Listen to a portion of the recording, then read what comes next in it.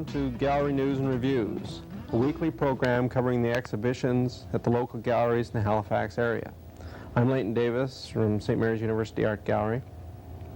Last January at the gallery at St. Mary's, we had an exhibition by Bob Rogers, an exhibition of drawings.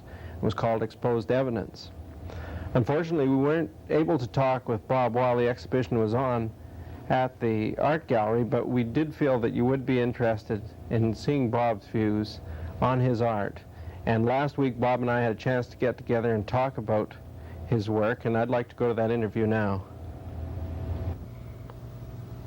I'm talking today with Bob Rogers. He's an artist. He's an internationally known printmaker, and he's presently teaching lithography at the College of Art and Design here in Halifax.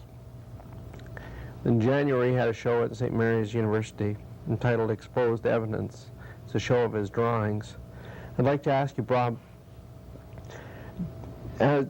since you're known principally as a printmaker, but your show at St. Mary's was a show of drawings, do you see quite an influence of printmaking in your drawings?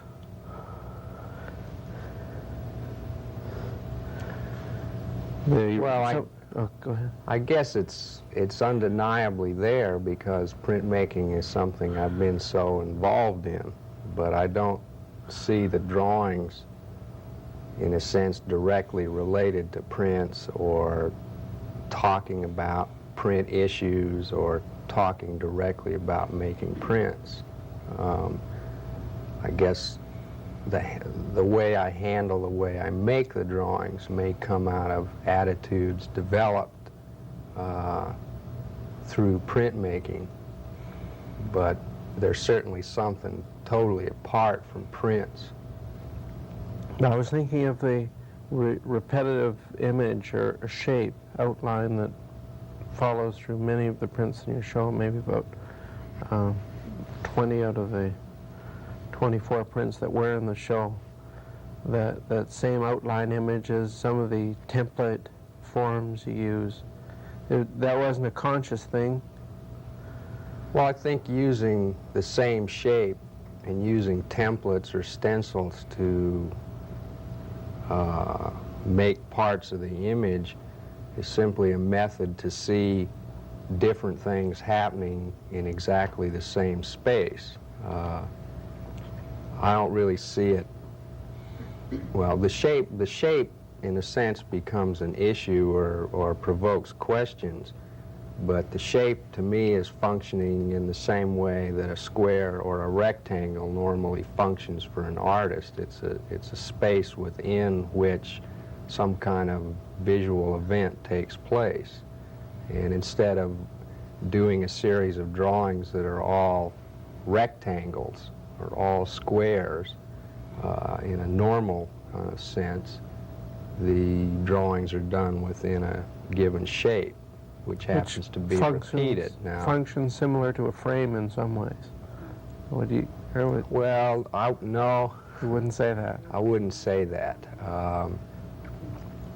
Using stencils for me is simply a way to repeat a shape so that I can see, in a sense, that same shape functioning in a different place on a different drawing or on a different surface. It saves me the trouble of having to, in a sense, reconstruct a given shape, a triangle or a square or a spiral in another drawing. If I want a triangle here, I simply take a stencil and put it there without having to draw lines and determine angles, and it's kind of a matter of, or a method of expedience for me using the stencils, but unconsciously it may have come from being a printmaker where you deal with repeatable printing matrices or matrices. The actual form it takes, why did it take that particular form? And I see it in the map of the United States. Well, or maps, and there's different forms. Was it intended to be a map when you first started out with it? Or do you see a map in the Well, when I started this series of drawings, I decided that I wanted to work with some shape other than a rectangle, I guess what you'd call a traditional rectangle. And I happened to find a photograph, a reproduction in a magazine of a hide, an actual hide shape. And I took that through tracing and enlarging and manipulation of the edge, arrived at this particular shape. So the shape comes from a hide shape, a skin, but it's really not about hide or skin to me. The resulting drawings, I guess, are about something else. That it's about choosing a shape for events to take place in. Now, I guess I may have chosen a hide shape or had some interest in it because to me it does relate to maps. And I do have a strong interest in maps. I guess primarily the look of maps, the things that are going on this flat surface. But again, one of the things that's interesting to me is that many of the early maps, very early maps, were drawn on animal hides. All right. And another thing, I guess, that's interesting to me is the fact that a map, whether it's a highway map or a topographical map, is talking about the hide of this sphere called Earth that we live on. It's simply a means or a method of representing I guess a three-dimensional space or an actual space on a flat, more or less manageable two-dimensional space. So that a lot of metaphors start getting involved here, that these drawings that I'm doing become maps in a sense, although they're not about mapping a specific place, talking about, or a given drawing talking about a particular place on the sphere of the Earth, or how this mountain relates to this lake or anything. I noticed on occasion that you have words occasionally written up. Do you see it as this a continuation of the map image, or? Well, very few of the drawings have any recognizable words in them. In most cases, I tend not to use words. Now, there are a lot of marks happening on the drawing, happening in the surface of the drawing that look like words, but in fact they aren't, or there's no way to read them. It's simply about making marks in the style of words to get that kind of variety of mark in the drawing. There are all different kinds of marks going on in the drawing, and that's simply another type of mark that I use. Many of these marks are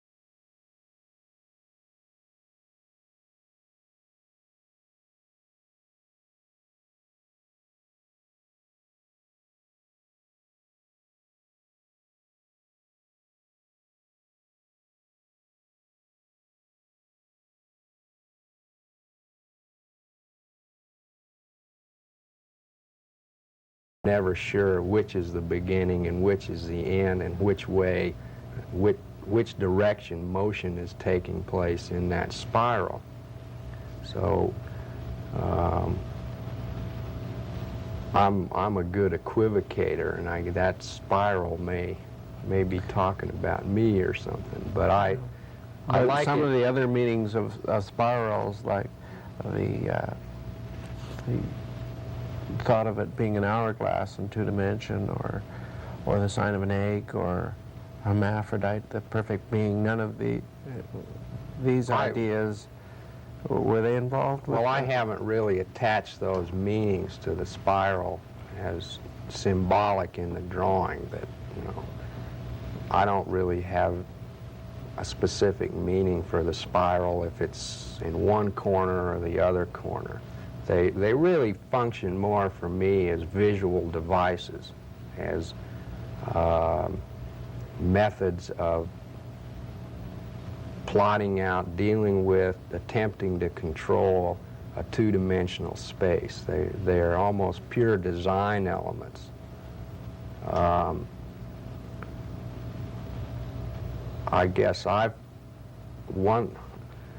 found that almost every time I turn around, somebody suggests a new meaning for the spiral or a triangle or a square or this kind of mark or that kind of mark. And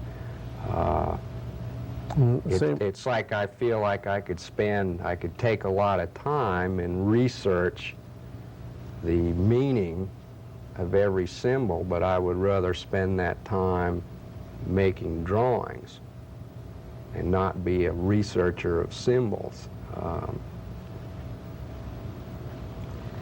Well, speaking of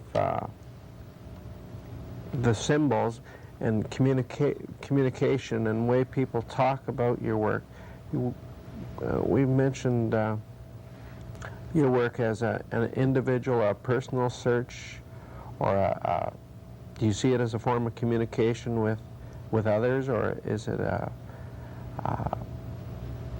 monologue? Well, I'd probably get really blasted if I said I wasn't interested in communicating anything. So I won't say that I'm not interested in communicating anything. Going back to the map idea, it's like these drawings metaphorically for me become kind of records of a search.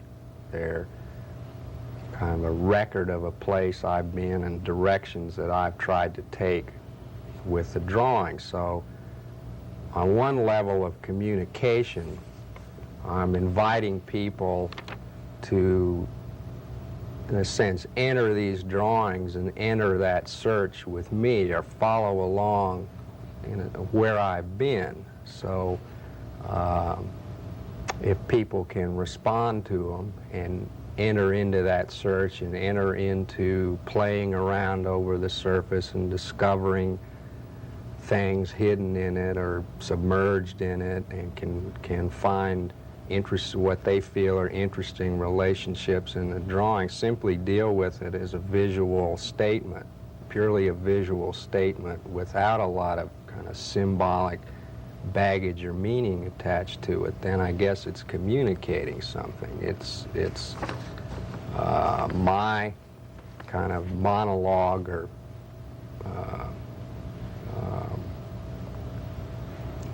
soliloquy, or my connection with the drawing, and then their connection with the drawing in whatever way. And if those two connections happily meet, then there's some kind of dialogue going on. Well, in fact, there's almost, because one drawing follows after another, there's a chance for almost a two-way dialogue in some ways. In fact, the idea of it being a hide in the first place and maybe a map in the second may have come through some sort of feedback to you, or other people's input into what they feel about the work as an influence in the next piece you do, which is in a way a similar. Well, yeah, I'm not above taking suggestions from people. If somebody sees something in a drawing that's suggest something to them, or they talk to me about the work and they express certain feelings to me, if I happen to respond to their ideas or their thoughts in a positive way, I may take their suggestion or their idea and incorporate it in another drawing. And there are, I guess, some drawings that were in the show that do that. There's one particularly that's a map of the United States, in the sense that it has cities in the United States placed on the map. And I guess I did that drawing because after I'd established this hide shape, without any thought of it being the shape of the United States, people started seeing the shape of the United States in it. So I thought, well, I'll do a drawing that has cities of the United States in it, and those people who are seeing the United States will have their suspicions confirmed. I'm trying to have a little fun in that sense without trying to put people down. You know, it's kind of like having a play. Just being playful, having a little fun. Well, this is part of the idea of your work as, I've heard you say it before, keep it flat. That's where it's at. Well, I guess that's a motto that I coined at some point in doing these drawings. And is this the idea of your work as an object rather than an image? Is that part of the play, really? And, well, and people's idea of what paintings are today, or being paintings as such being dead, or? I don't see the work so much as an object. I think there are a lot of people working in visual art, working in painting today, who are concerned with making painting a more physical thing, either using shaped canvases or shaped surfaces and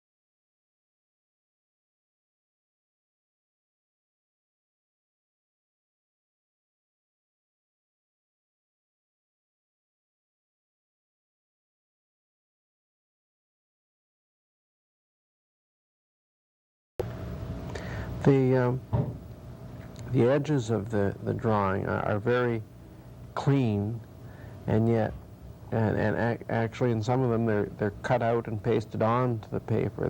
That gives them another dimension, but also gives them a very cleanness. And yet, the work inside the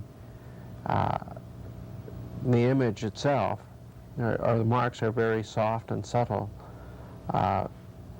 Is there a specific reason that there is this contrast of this sharp edge and yet the softness within the work? Well, I guess one reason is this play of dualities and kind of tension of dualities. I guess one reason that I started doing clean edges came out of thinking about the way that we see much of the art that we see, and that is primarily, I think, in magazines, art magazines, or any kind of magazine, that it seems that a small percentage of what we see is actual art in the gallery. We see it reproduced in some fashion. And usually when a work of art is reproduced in a magazine, the edges are cleaned up. It's very sharp. It gets very sharp. The work becomes very strange because it's not made usually with the sharp, clean, photographically precise edge, but it takes on that edge when it's reproduced. And we see the work of art juxtaposed against this stark white paper. Also, when the work gets reproduced, the detail gets fuzzed. So if you look at these drawings in the flesh, you'll see a lot of fuzzed detail that in a sense is talking about that. And the whole thing becomes even more ironic to me because people are now seeing these drawings on a television screen and are losing detail, losing scale, losing perspective.